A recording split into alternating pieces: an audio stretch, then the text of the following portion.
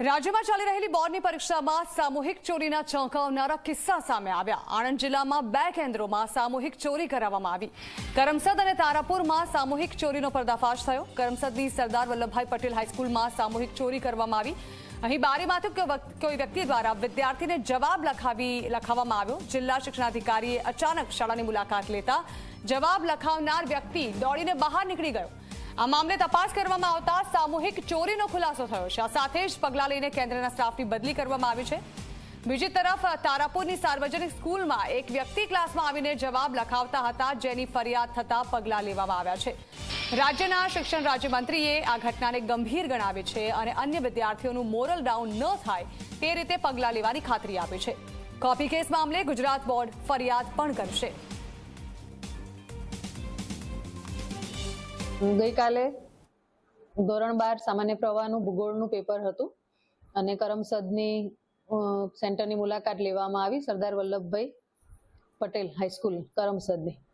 તો ત્યાં આગળ એક બ્લોકની અંદર કોક બહારથી લખાવતું હોય એવું મારા જાણમાં આવ્યું અને જઈને તપાસ કરતા બહારથી કોઈ વ્યક્તિ બોલી રહ્યું હતું, પરંતુ એને પકડવા કે જોઈએ એ પહેલા તો એ માણસ ભાગી ગયો હતો અને લગભગ આ ઘટના 11:15 જેવા સમયે બની હતી, એટલે બાળકોને પણ થોડું ઘણું લખાવ્યું હશે। એ તો હવે આગળ એની પુરવણી જોવામાં આવે ત્યારે ખ્યાલ આવશે। એ તાત્કાલિક અસરથી ત્યાંના સરસંચાલક, તેના ખંડ નિરીક્ષકો, એનો વહીવટી બધો સ્ટાફ બદલી દેવામાં આવ્યો છે અને કાલને બપોરનું જે પેપર હતું ત્યારથી જ નવા સરસંચાલક મૂકી દેવામાં આવ્યા છે। અમારા જિલ્લા શિક્ષણાધિકારી પરીક્ષાની આ કેન્દ્ર પર વિઝિટ ઉપર ગયા। 12મા ધોરણનું ભૂગોળનું પ્રશ્નપત્ર હતું અને કોઈ વ્યક્તિ બારીમાંથી કંઈ બોલીને કંઈક લખાવતા હોય એવું એમને જોયું છે। એટલે તરત જ શિક્ષણાધિકારીનો ફોન પણ મારા ઉપર આવ્યો કે સાહેબ આવું કંઈ જોયું છે, અને મેં જઉં એ પહેલાં દોડતા એ વ્યક્તિ જે છે બહાર નીકળી ગયા છે। હવે જે ઘટના બની છે એના અનુસંધાને એ જે જવાબદારો હતા એમના મેં પરીક્ષાની સમગ્ર કાર્યવાહીમાંથી એમને સસ્પેન્ડ કર્યા છે। એની જગ્યાએ આખા બિલ્ડિંગમાં નવો સ્ટાફ આજથી કાર્યરત છે। એટલે સૌથી પહેલાં એ જે જવાબદાર હતા એમની સુનાવણી બોર્ડ ખાતે થશે અને એમાં જે કંઈ પણ બાબતો હશે એના આધારે જરૂરી લાગશે તો પોલીસ કેસ કરીને આગળની કાર્યવાહી હાથ ધરવામાં આવશે। બિલકુલ સીસીટીવી મંગાવી લીધા છે। સીસીટીવી પણ આજે જ ચેક થશે અને એ જે જવાબદાર કર્મચારી અધિકારીઓ હતા એમને પણ આજે અહીંયા સુનાવણીમાં બોલાવી લીધેલા છે। એની સંપૂર્ણ કાર્યવાહી આજે ચાલુમાં છે। વિદ્યાર્થીઓમાં બહારથી કોઈ લખાવે છે એટલે તમામ વિદ્યાર્થીઓ જવાબદાર છે એવું ના કહી શકાય। એમાં કોના સંદર્ભે આ લખાવવાનું કાર્યવાહી થઈ છે એ વિદ્યાર્થી પોઈન્ટ આઉટ કરવા પડે। માનો કે કોઈ કર્મચારીના બાળક હોય કે એ પ્રકારે કોઈ સંબંધિત વ્યક્તિ હોય તો આ લખાવનાર મોટાભાગે શિક્ષક હોઈ શકે અને અંદર બેસનાર બાળક જે છે કોઈ શિક્ષક સંતાન છે કે નહીં, એના સંદર્ભે છે કે નહીં, એ બધું ચકાસણી કરીશું અને એવું કંઈ માલુમ પડશે કે આ બાળક જવાબદાર છે તો એની સામે કાર્યવાહી કરીશું। અન્યથા પરીક્ષામાં તો તમામ બાળકો લખતા હોય છે, બધા બાળકોને સજા કરી શકાય નહીં। ભૂગોળનું જે કેન્દ્ર કરમસદ કેન્દ્ર હતું એમાં ભૂગોળમાં 2 જ બ્લોક હતા। એ ખંડ નિરીક્ષકો અને સ્થળ સુપરવાઇઝર એ 3 મિત્રો જે છે એને જ આપણે એમાંથી રિલીવ કર્યા છે અને એના સામે કાર્યવાહી શરૂ કરી છે।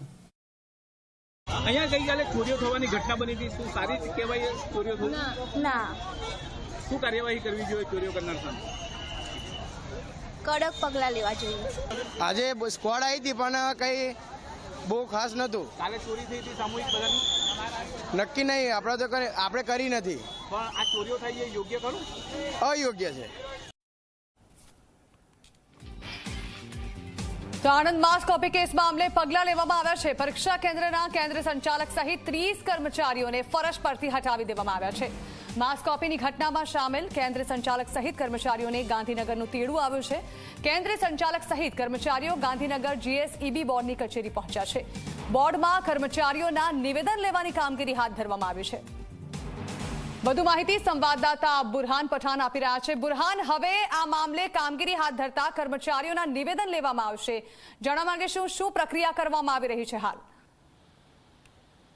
જી ચોક્કસ, જો વાત કરવામાં આવે તો ગઈકાલે કરમસદ અને તારાપુર પરીક્ષા કેન્દ્રો પર સામૂહિક ચોરીની ઘટના બહાર આવી હતી અને તેમાં ડીઓ દ્વારા જે બંને કેન્દ્રોના સંચાલકો અને 30 જેટલા સ્ટાફ સહિત બધાને ફરજ પરથી હટાવી દેવામાં આવ્યા હતા અને ત્યારબાદ આ તમામ કર્મચારીઓને બંને કેન્દ્રોના સંચાલકોને ગુજરાત માધ્યમિક અને ઉચ્ચતર માધ્યમિક શિક્ષક બોર્ડની કચેરીનું તેડું આપ્યું હતું અને આજે સવારથી આ તમામ જે કર્મચારીઓ અને બંને કેન્દ્રના સંચાલકો હતા તે ગાંધીનગર ખાતે પહોંચ્યા છે અને ત્યાં તેમના જવાબો અત્યારે નોંધવાની કાર્યવાહી ચાલુ છે અને આ અંગે જિલ્લા શિક્ષણાધિકારી દ્વારા પણ હાલમાં આવી ઘટના ન બને તે માટે દરેક પરીક્ષા કેન્દ્રો પર પોલીસની જે બંદોબસ્ત હતો તે વધારી દેવામાં આવ્યો છે અને મોટાભાગના જે બંને કેન્દ્રના સ્ટાફને પણ સંપૂર્ણપણે બદલી નાખવામાં આવ્યા છે. જે ચરણ જી બિલકુલ, આભાર બુરહાન.